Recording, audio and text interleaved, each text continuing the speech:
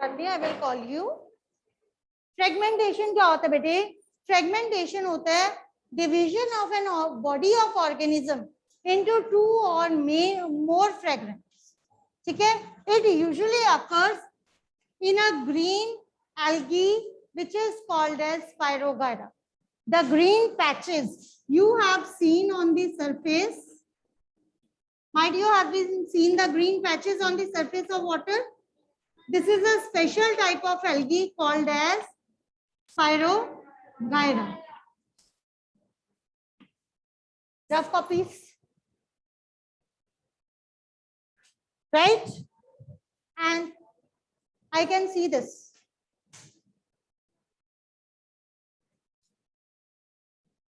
Rough copies and kindly draw the diagrams. This Spirogyra bete, suppose this is a one of the green patch or one organism. It is divided into a number of cells, right?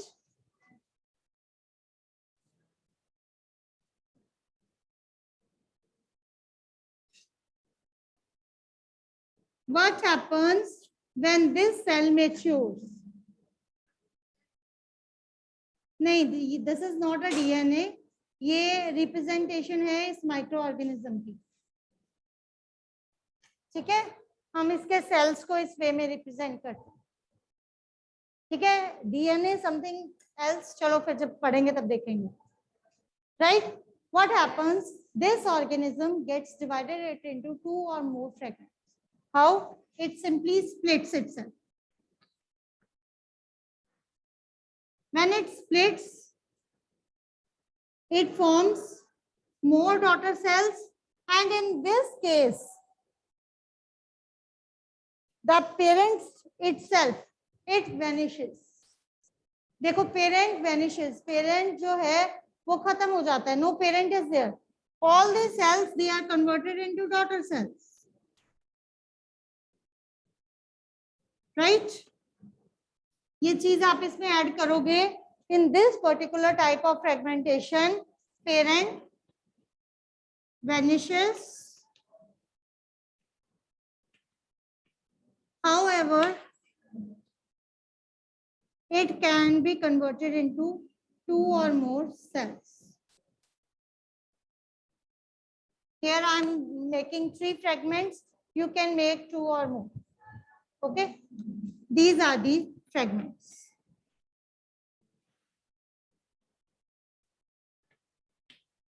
Is that clear? Fragmentation में और किसी को बच्चे कोई doubt? ठीक है? If it comes, can you are able to write? Fragmentation occurs in an organism.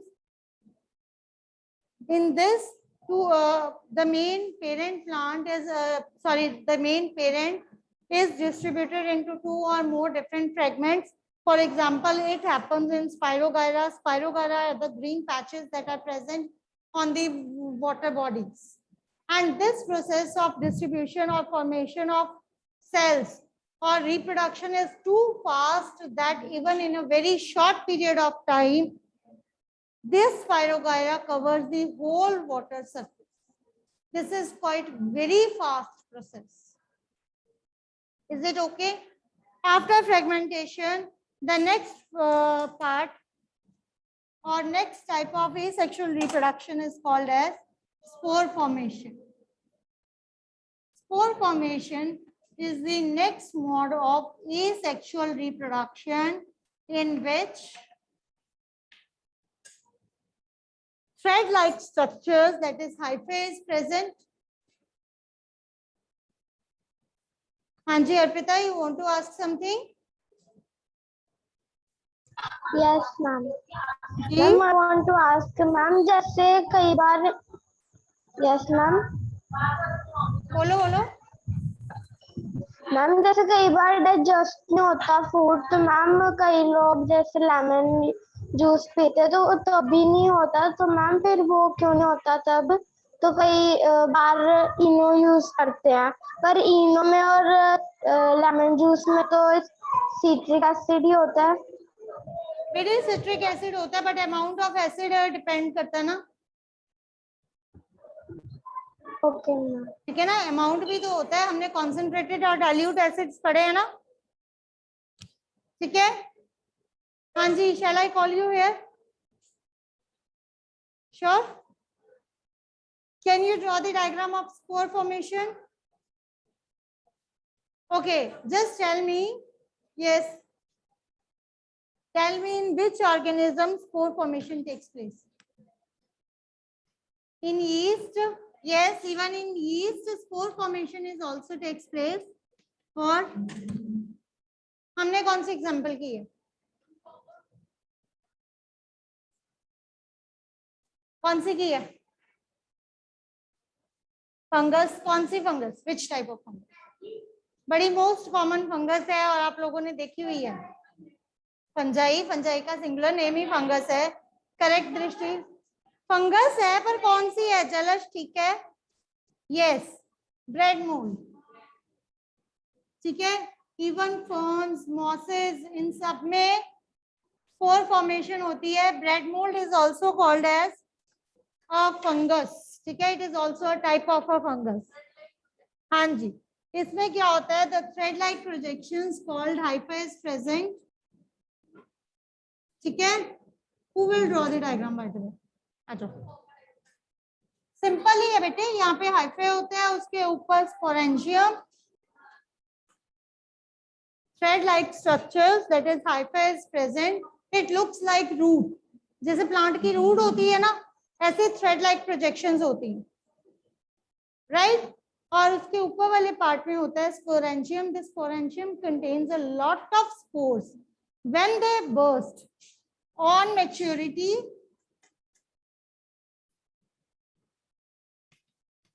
this sporangium bursts and spores spread and they give rise to new organism. Yes, this is spore formation. बिल्कुल simple है, label कर दो।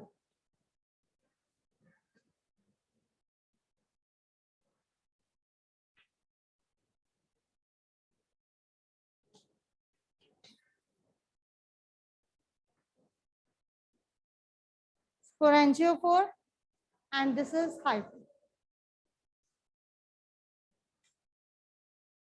ठीक है जी। So this is a simple diagram of spore formation. What happens on maturity? This, the upper part that contains a lot of spores, that is called as sporangium. It bursts and the spores that are present here, they spread, and when they spread, they start growing into a new organism, and which give rise to simultaneously many organisms with the one single organism. From the one single organism, it gives birth to many organisms simultaneously. Is that clear? और बच्चे, इसको लिखना क्या है वो पता चल गया आपको? सबसे पहले तो आपने स्पोर फॉर्मेशन की definition, it is a asexual mode of reproduction in which new organisms are formed from these spores. It takes place in yeast, fungus, like bread mold, right? Then ferns, mosses are also the examples of this. What happens is, in these organisms, taking an example of this bread mold, there are thread-like structures which we call as hyphae. On the upper side of it, there are bulb-like structures which we called it as sporangium. They contains a lot of spores inside it, which acts like a seeds. ये भी आप point add कर सकते हो, ठीक है। Otherwise ये seeds नहीं होते हैं, they are the right on the upper side. They contains spores. When it matures, it bursts open. These spores, they get spread all around and give rise to the new structure. इस चीज को आपने 4 to 5 lines में explain करना है. Words can be your own. और इसके अलावा किसी को कोई डाउट है, ये प्रॉब्लम है, क्या ना? आई थिंक ये हमने सब किया हुआ है. पॉइंट्स, यही पॉइंट्स है बेटे. पहले तो डेफिनेशन, ठीक है, फिर डायग्राम, फिर एग्जाम्पल्स, फिर एक्सप्लेनेशन ऑफ एग्जाम्पल्स। एग्जाम्पल्स में आप क्या एक्सप्लेनेशन करोगे इसी एग्जाम्पल में, उसके बाद नेक्स्ट एग्जाम्पल के बाद आप क्या एक्सप्लेन करोगे, नेक्स्ट पॉइंट क्या होगा। ठीक है, this is your first point. चलो मैं फर्स्ट पॉइंट आपका ऐसे लिख देती हूँ। फर्स्ट पॉइंट में आप डेफिनेशन लिखोगे स्पोर फॉर्मेशन की, सेकंड में एग्जांपल्स मेंशन कर दोगे, it takes place in so and so organism. Third point में taking an example of bread mould, जैसे हमने क्लास में क्योंकि बुक में ब्रेड मोल्ड किया वी हैव टेकन, हाँ जो मर्जी लिखो। ठीक है, तो आप जैसे फर्स्ट मैं नीचे से शुरू कर लेती हूँ। हाइफाई से आपने स्टार्ट किया, देन बल्ब लाइक स्ट्रक्चर, ठीक है, दैट इज स्पोरेंजियम को एक्सप्लेन करोगे, इट कंटेन्स स्पोर्स जो भी है, ठीक है। फिर उसके बाद spores spread, right, and they give rise to new organisms.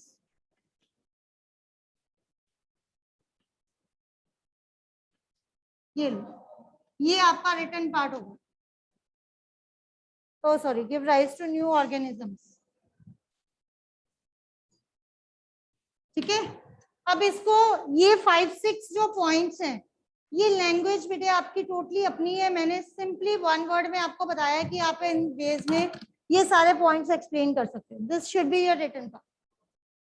ठीक है, और साथ में कोई भी चीज आ जाए, 3 नंबर में अगर ये क्वेश्चन आता है, you must go for the diagram. ठीक है, 3-5 में अगर आता है तो you must go for the diagram also. Paper में ये मुझे नहीं पता, no idea.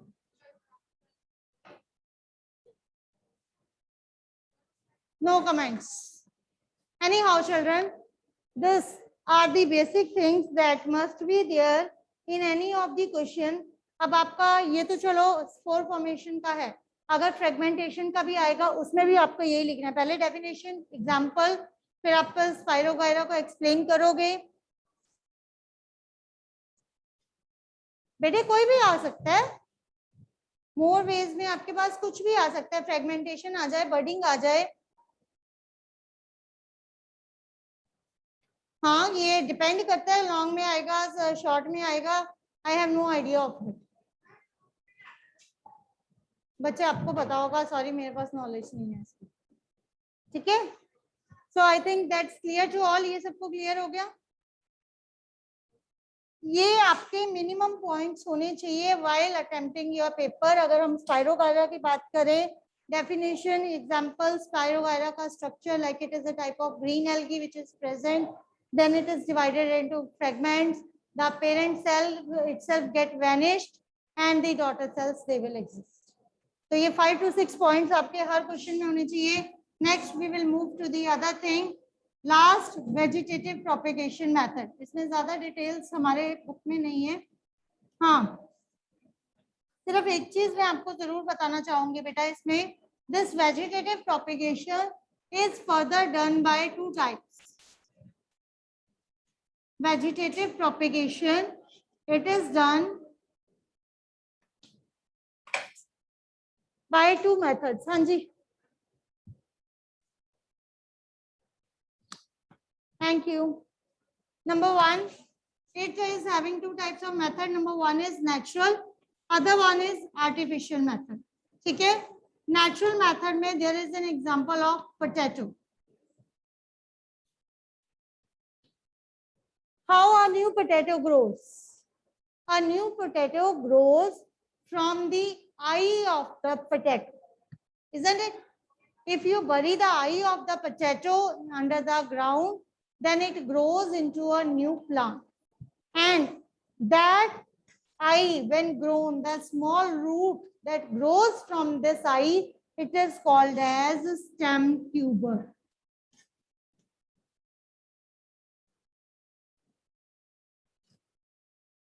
Given in the book, book में दिया हुआ है, ठीक है, stem tuber is given in the book. It is a new root that grows from the eye of the potato. It helps to give rise to the new potato plant, right? The potato grows from the eyes present on the stem of the potato. और potato की stem क्या होती है? क्या होती है potato की stem? Stem कौन सी होती है potato की? पता है किसी को potato की stem कौन सी होती है? हाँ, potato itself is a stem. Potato itself is a stem. Potato में बेटे आपको सिर्फ इस चीज का ध्यान रखना है कि उसकी आईज होनी चाहिए। और इसका बेस्ट मेथड पता है क्या है? जो अभी सीजन चल रहा है ना, आप एक पोटैटो लेके ना उसको ऐसे ही ओपन में रख दो या गीली मिट्टी जहाँ पे ज्यादा थोड़ा मॉइस्चर है वहां रख दो। 2-3 दिन में आपको अपने आप अगर उसकी रूट्स ग्रो कर गई, then you can grow that. उसका छोटा सा पार्ट कट करो, उसको ग्रो करो, न्यू पोटैटोस विल ग्रो। ठीक है, राइट? एक तो था हमारा पोटैटो। सेकंड है, there are few plants that can be grown from their roots. Can you give the examples of these few plants? हाँ जी, radish, beetroot, onion stem होती है।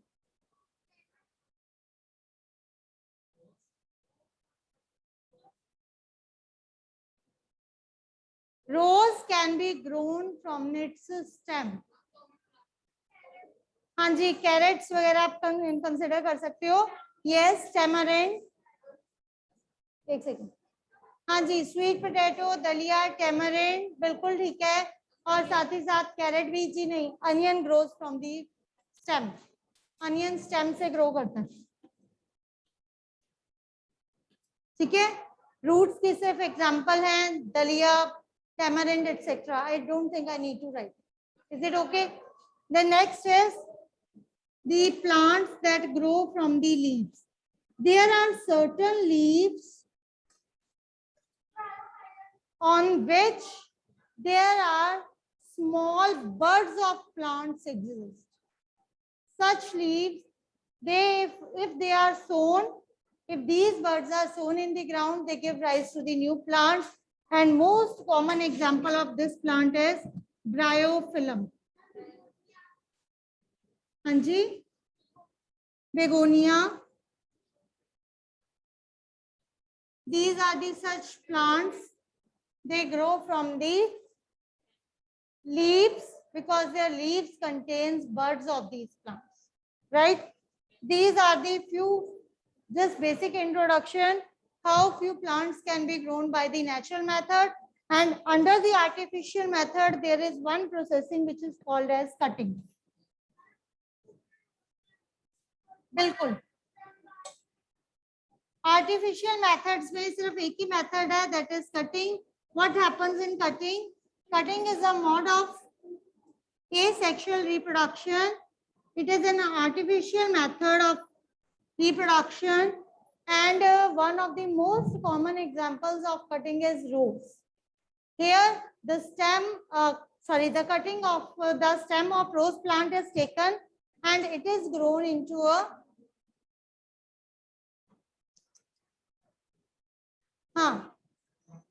the stem, be careful, the stem which we take, it should contain a bud, and this stem is grown into the soil, give proper nutrients. Even money plant can also be grown by this method. Yes, in short, the buds should be there. चाहे वो आपकी stem है, चाहे वो आपकी root है, चाहे वो आपका लीफ है, लीफ के ऊपर भी बर्ड्स ही होती है। तो जिस पॉइंट में आपकी बर्ड्स होती हैं वहीं से जब न्यू प्लांट ग्रो होता है, that method is called as vegetative propagation. Vegetative propagation, it is a mode of reproduction in which new plants are grown from different parts of plant. Clear?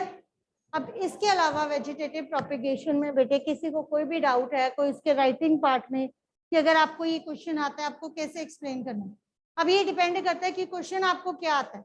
अगर question simple आता है, what is vegetative reproduction, explain, 3 number में डाल दिया, simple है। Vegetative propagation की definition लिखो, उसके 2 मोड्स आपको बता दिए, it can be taken natural और it can be artificial. Advantages पे आते हैं, पहले ये तो कर लें, ठीक है। और उसके बाद मेथड्स को चाहे 2-2 लाइन में एक्सप्लेन कर देना, सिर्फ इतना ही, जैसे मैंने बोर्ड पे लिखा है, सिर्फ इतना इतना ही एक्सप्लेन कर देना, ठीक है। Some plants can be grown from the stem, for example potato, onion etcetera. The eye of the potato contains buds. If it is sown into the soil, it will grow into a new plant. In the same manner, second, roots के लिए, and third for the leaves.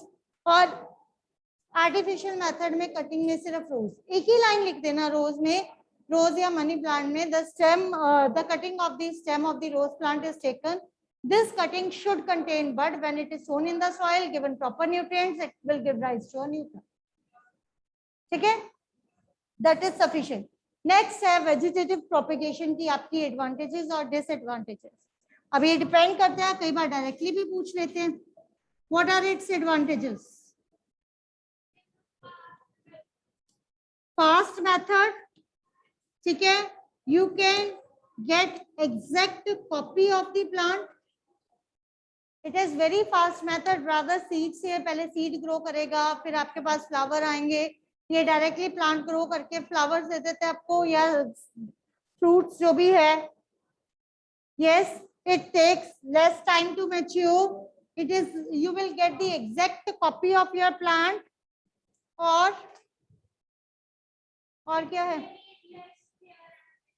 Yes, it may need less care or attention. With a little care, they can grow very well. ठीक है? Can be grown by this method. ठीक है? Even seedless plants can be grown by this method. ठीक है? Disadvantages में क्या है?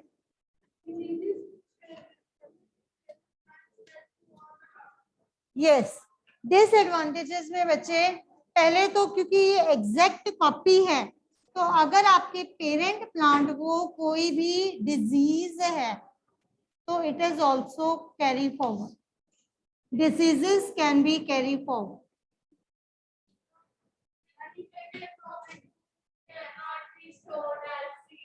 जी, we cannot store as seeds. हाँ, इसका एक और एडवांटेज है, you can also avoid over crowding.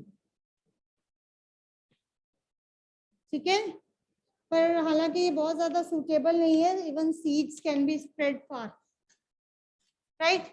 ये आपने लिखा तो मैंने लिख दिया, but even you can distribute the seeds at some distance. So over crowding, seed dispersal हम सबने पढ़ा हुआ है ना, ठीक है. तो ओवर क्राउडिंग भी अवॉइड कर सकते हैं. और इसमें ऐड इसलिए किया है क्योंकि ओवर क्राउडिंग एक्चुअली कम हो जाती है. सपोज आपके 2-3 प्लांट्स एक ही जगह पे ग्रो हो गए हैं, तो आप उसकी कटिंग्स लेके आप उसको दूर दूर तक स्प्रेड कर सकते हो. ठीक है. सेकेंड पॉइंट आपने क्या बोला था? हाँ, can not be stored.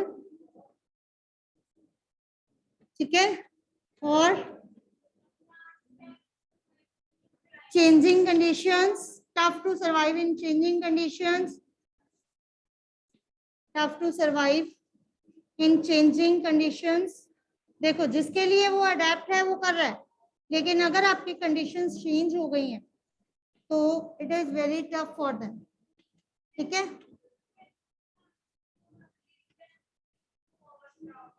Yes. Clear? So these are the few points of advantages and disadvantages of vegetative propagation.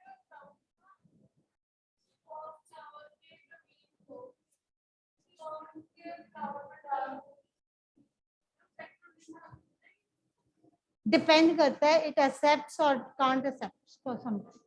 It depends. देखो, अब अगर एक minute, that is sexual mode of reproduction. what happens here? In this sexual mode of reproduction, number one, जो difference भी है, two parents are involved. ठीक है? Two parents are involved, and in plants, these two parents are called as stamen, and female reproductive part कौन सा होता है? Pistil. Clear है ना? स्टेमन है और पिस्टिल है. स्टेमन के टू पार्ट्स होते हैं हमारे, एंथर और filament. Pistil is further divided into three parts: sigma, style, ovary. ठीक है? अब यहाँ पे दो तीन तरह के क्वेश्चन बनते हैं बेटे. फर्स्ट तो जब यही हम रिप्रोडक्शन की बात करते हैं, what do you mean by this term sexual mode of reproduction? Then what are the basic differences between sexual mode of reproduction and asexual mode of reproduction? तो बेसिक डिफरेंस में फर्स्ट डिफरेंस तो यही आता है. हाँ, इसमें involvement of parents में sexual mode में 2 होते हैं, उसमें कितने होते हैं? ये सेक्सुअल में 1 पेरेंट होता है. और कौन सा डिफरेंस है?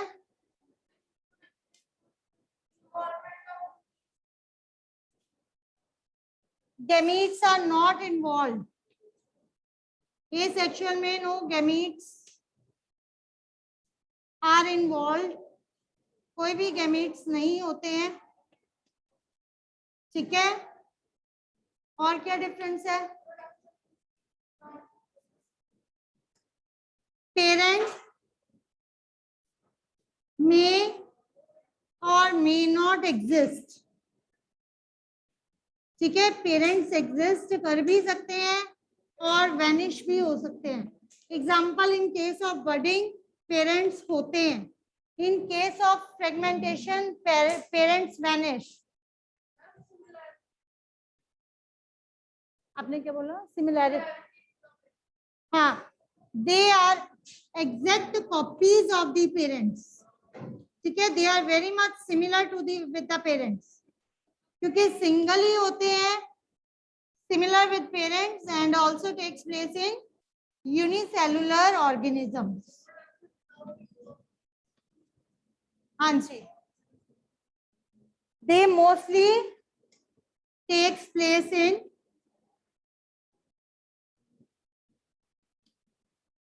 Unicellular organisms.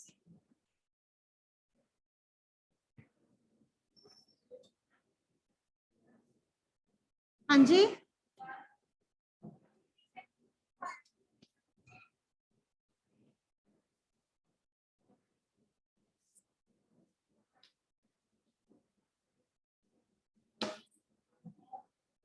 it takes place in unisexual organisms, means उनके पास एक ही तरह के organisms होते हैं.